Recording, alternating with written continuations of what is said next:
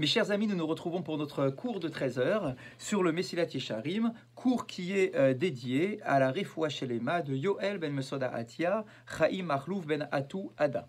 Yaakov ben Mesoda, Léana bat Léa, Céline Rachel bat Janine Chana, Esther bat Baya, Jenny bat Henriette, Raphaël ben Chana, Yom Tov ben Chaya, Mahlouf ben Yona, Uriel ben Yvonne Chaya Amar, Binyamin ben Yitzhak, Mesoda bat Bela, Mesoda bat Julien Sarfati, Shimon ben Mahlouf, Dvora bat Aziza, Eliaou ben Doli Zouira, Abraham ben Mesodi Aferiat, Yehuda ben Abraham Narboni, Yaakov ben Shlomo Aseraf, Dorit Dvora bat Edith, Yosef ben Aisha, David ben Eli.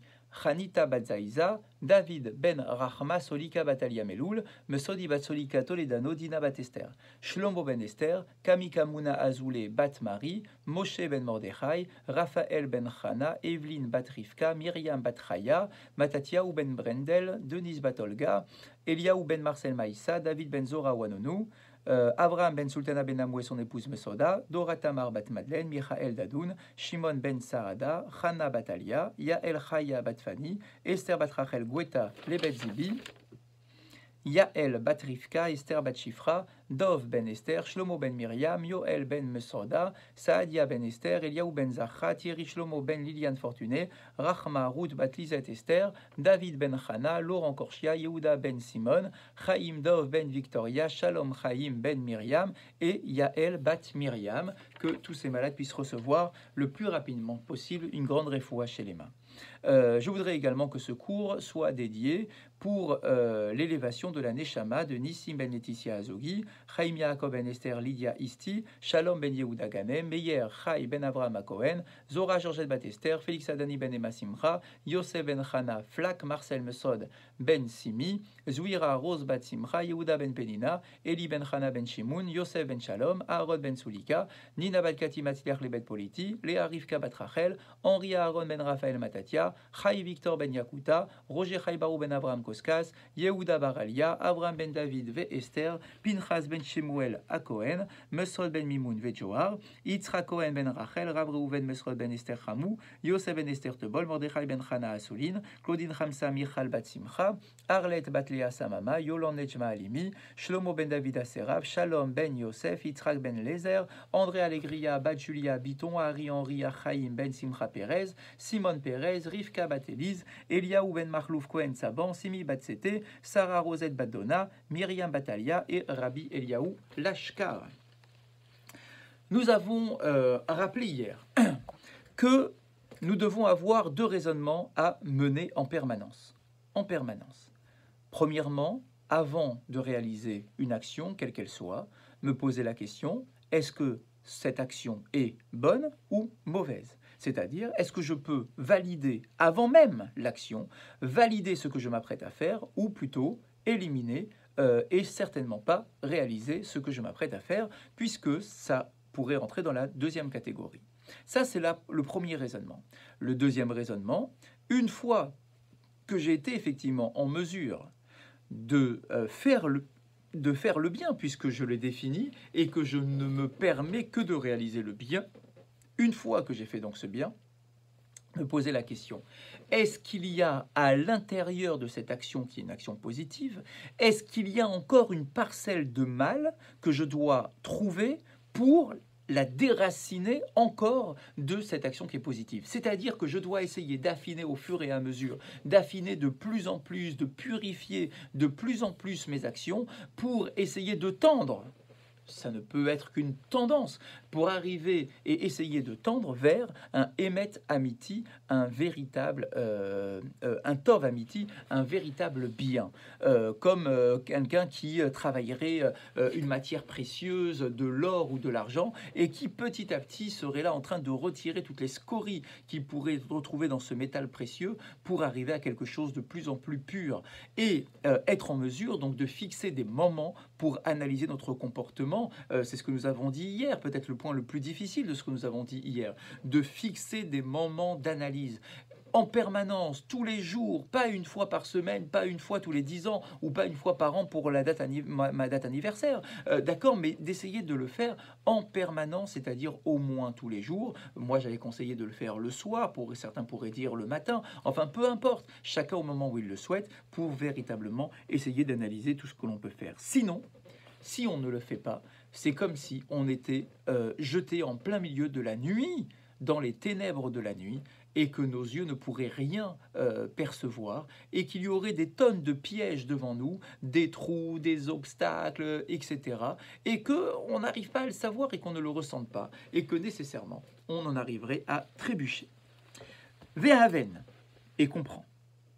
Kaman nifla hamahamar amiti azé, les mishimamik le avinbo. Comprend à quel point cette idée, cette comparaison à un individu qui serait en plein milieu de la nuit, dans les ténèbres de la nuit, est juste.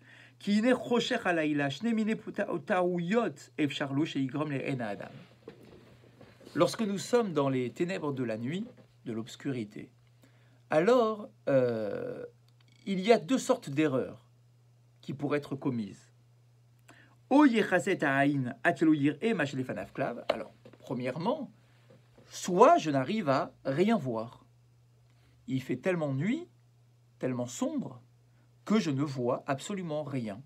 Mes yeux n'arrivent plus à interpréter, à comprendre, à percevoir ce qui est devant moi. Donc je marche sur un chemin, il peut y avoir des écueils ou des pièges ou des trous ou des crevasses, enfin tout ce qu'il peut y avoir sur un chemin, d'accord, mais je ne vois absolument rien. Ça, c'est la première possibilité. Effectivement, on peut envisager que dans la nuit, on ne voit rien. Ou bien, ou bien, c'est pas que je ne vois rien. Je perçois des choses, je perçois des formes, mais à cause de la nuit, à cause de l'obscurité, mon œil me trompe. Et je vais imaginer que ce que je vois ressemble à quelque chose qui n'est pas la réalité. Par exemple, je peux voir un Hamoud, Keiluhu Adam. Je vois une colonne, mais je peux croire que cette colonne n'est pas une colonne, mais que c'est un homme qui se tient devant moi. Ve Adam Keiluhu Hamoud. Ou bien inversement, je vois un homme, alors qu'en réalité, c'est une colonne. Ken Chomriyut Vegashmiyut. Il en est de même pour la matérialité. À Olamazé de ce monde-ci. Il est où Rocher Halayla. La matérialité, c'est comme la nuit. C'est comme l'obscurité, c'est comme les ténèbres. Et du coup, cela peut m'entraîner dans deux erreurs différentes. La première, donc la matérialité peut m'empêcher de voir les obstacles qui se tiennent devant moi, donc comme si j'étais dans les ténèbres, comme si j'étais en plein milieu de la nuit et je ne vois pas, donc ça c'est la première possibilité, effectivement, d'accord. Et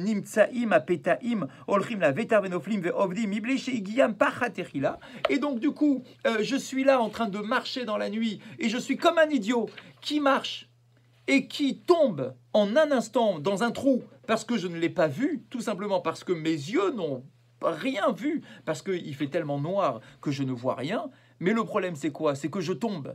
Alors que je n'ai même pas eu le temps d'avoir peur de l'obstacle qui se tient, qui se dresse devant moi, parce que je ne l'ai même pas vu. Ça veut dire que je suis tombé, je me suis pris un mur, mais en réalité, je n'ai même pas eu la peur de me le prendre parce que je ne l'ai même pas vu venir, ce mur, donc c'est tout de même terrible.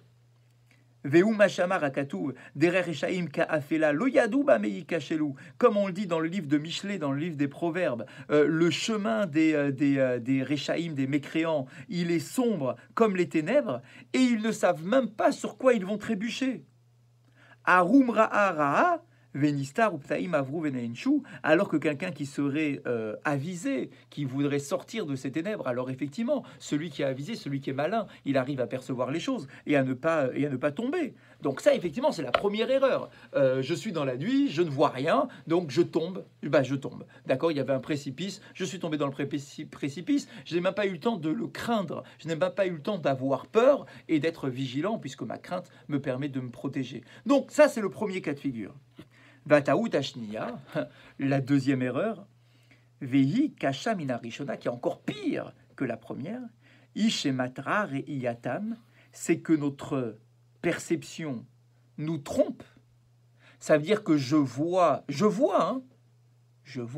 mais je vois mal. J'analyse mal. Acherimara Keiluhu Mamash Tov. Et quand on a comparé tout à l'heure, tu vois une colonne et tu penses que cette colonne est un être humain, ou bien tu vois un être humain et tu penses que cet être humain est une colonne, en fait, c'est pour nous faire comprendre. Tu vois le mal et tu penses que c'est du bien. Tu vois du bien et tu penses que c'est du mal. Ou mitorkar, mitrazekim ou machazekim ma'asim araim. Et donc, du coup, puisque ta perception est faussée, puisque ta vision est faussée, parce que du coup, tu es dans cette sorte de matérialité qui te fait passer le bien pour le mal et le mal pour le bien, alors là, effectivement, du coup, tu t'enfermes dans ce comportement puisque tu penses qu'il est bon alors qu'il est mal. Non seulement il te manque la perception du émet, du vrai, l'irotara neged penehem, et que tu n'es pas en mesure de voir le mal qui est devant toi. Et là, nir elahem limtsora ayot gedolot venisionot mochichim lidrotem araot. C'est que c'est terrible, c'est que tu vas te justifier le mal. Et il n'y a rien de pire que d'imaginer que ce que tu fais est bien, alors qu'en réalité c'est du mal.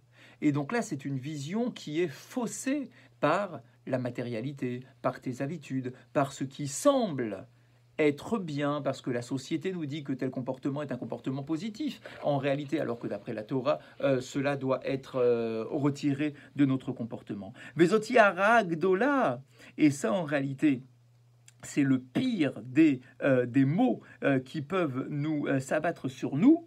Amlapefatam, qui saisit l'être humain, umviatam el be'er shachat, et qui nous amène vers les précipices. Ve'umashama rakatuv, ashmen lev haramazeh, ve'oznav achbed ve'enav ashar, ve'chol ze mipnei yotam tachat achosher. Et tout cela, c'est parce que nous sommes effectivement dans les ténèbres de notre quotidien.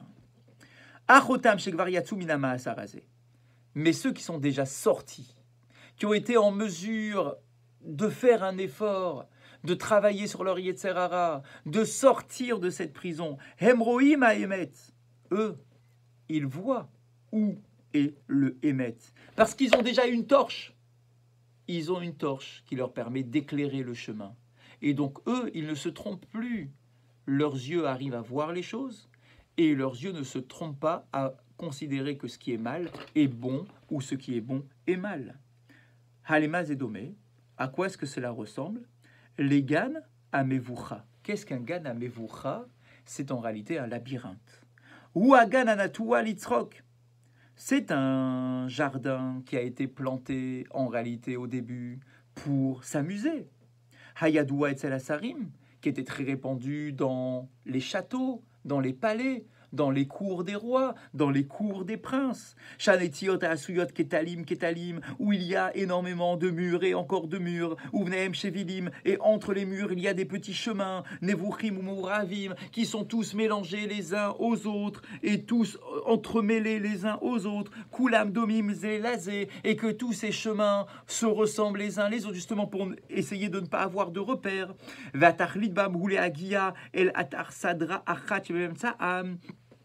Et que tout le but de ce labyrinthe, c'est d'atteindre le cœur du labyrinthe dans la petite pièce qui a été préservée, dans laquelle on peut se délecter, parce que c'est l'objectif à atteindre. Veomnam, ashvili maele mehem yesharim, umagim bemet el arsadra. Alors c'est vrai qu'il y a dans un labyrinthe des chemins qui sont plus courts et qui mènent pratiquement directement, lorsque tu as du nez, qui te mènent directement au but. Ou mehem, mashgim, mais par contre, il y a d'autres chemins qui nous mettent dans l'erreur. Ou machikim otomimena, et qui nous éloignent du but à atteindre. Veomnam aoler ben ashvilim, ou lo yuchalirot, celui qui est au milieu du labyrinthe, celui qui est en train de cheminer dans ce labyrinthe, d'aller à droite et à gauche, de suivre une voie ou une autre, un parcours ou un autre parcours, lui, lo yuchal lirot, il ne peut pas voir veladat et savoir Imhu bashvila amiti ou bakozev. S'il est sur le bon chemin ou s'il est dans l'erreur. Kikulam shavim venefresh benehem les haïn. Parce que nos yeux ne sont pas en mesure de déceler quoi que ce soit. Alors oui, je vois, mes yeux sont ouverts, il fait jour, il y a de la lumière, je vois. Mais je ne vois pas quel est le bon chemin, et si je suis dans le bon chemin. Shekvar nirnas bam, parce que je suis déjà à l'intérieur, vigial et tachlit, shuar sadra. Et donc mes yeux peuvent se tromper, parce que j'avance petit à petit, mais je n'arrive pas à voir quelle est la bonne route. Veina omed kvar alar sadra, uroe kol adrachim lefanav, amrim emamitim akozvim. Par contre, celui qui est déjà arrivé au but, et qui prendrait de la hauteur à partir de la pièce centrale du labyrinthe, qui prendrait de la hauteur, cet individu-là serait en mesure de voir quel est le bon chemin. Parce que lorsque l'on voit le chemin rétroactivement, lorsque l'on voit le chemin qui part du bon résultat et qui ensuite va vers la sortie du labyrinthe, alors là, effectivement, c'est plus facile. Je peux conseiller tous mes amis qui sont encore perdus au milieu du labyrinthe pour leur dire, viens ici, emprunte ce chemin, va à droite, va à gauche. Et je peux donc effectivement mettre en garde ceux qui sont encore en train de cheminer à l'intérieur du labyrinthe. Voici le bon chemin qu'il faut emprunter. Et celui qui veut bien écouter, celui qui est déjà arrivé, pourra arriver plus facilement au lieu désigné. Ça veut dire que il m'appartient d'écouter ou de ne pas écouter celui qui me donne des conseils. Si je vois qu'il y en a un qui est déjà arrivé au but, si je me dis, mais non, tais-toi, je veux me débrouiller tout seul. Ok, débrouille-toi tout seul. Mais peut-être que tu n'y arriveras jamais. Peut-être que tu vas t'embourber pendant des jours et des jours au milieu de ce labyrinthe. Alors que celui qui est sage va écouter le conseil qui est avisé de son ami. Celui qui veut suivre que ses yeux et la perception de ce qu'il a de la réalité, Oved, eh bien il restera perdu et il n'y arrivera pas. La parabole, bien évidemment, avec le labyrinthe est claire. Mishadain lo mashal beyitzro, celui qui n'a pas encore maîtrisé son Yetzerara, ou Betor Hashvilim. Celui qui n'a pas maîtrisé son Yetzerara, c'est comme s'il était encore en plein milieu des chemins du labyrinthe. Lo yuchal yafrin benehem, il n'est pas en mesure de distinguer quoi que ce soit. Achamoshlim beyitzram, alors que ceux qui maîtrisent leur Yetzerara, Shekvar igiu el har sadra, ceux qui ont déjà atteint la tour centrale, le lieu où il faut arriver dans le labyrinthe, Shekvar yatsu menashvilim, celui-là est déjà sorti de tous les cheminements, toutes les voies du labyrinthe, Veraou kol adrachim edem beverour, et eux, ils sont maintenant capables de voir tous les chemins devant eux clairement. Ils peuvent conseiller celui qui veut bien écouter. Et nous, membres du peuple d'Israël, ceux qui sont arrivés à l'objectif, ce sont nos chachamim, ce sont nos tzadikim, qui ont déjà plusieurs allées d'avance par rapport à nous, et qui peuvent effectivement nous conseiller. Encore faut-il que nous ayons envie d'écouter leurs paroles. Veomnam, Maya Itzashem Notim Lanu. Et quel est le conseil qu'ils nous donnent? Ce n'est pas simplement de diriger notre vie.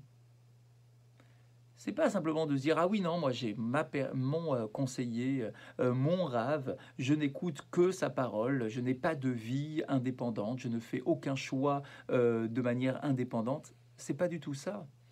Quel est le conseil que nous donnent nos chachamim? Il est clair. Bo'u cheshbon. Venons faire des comptes. C'est tout ce qu'ils nous donnent comme conseil.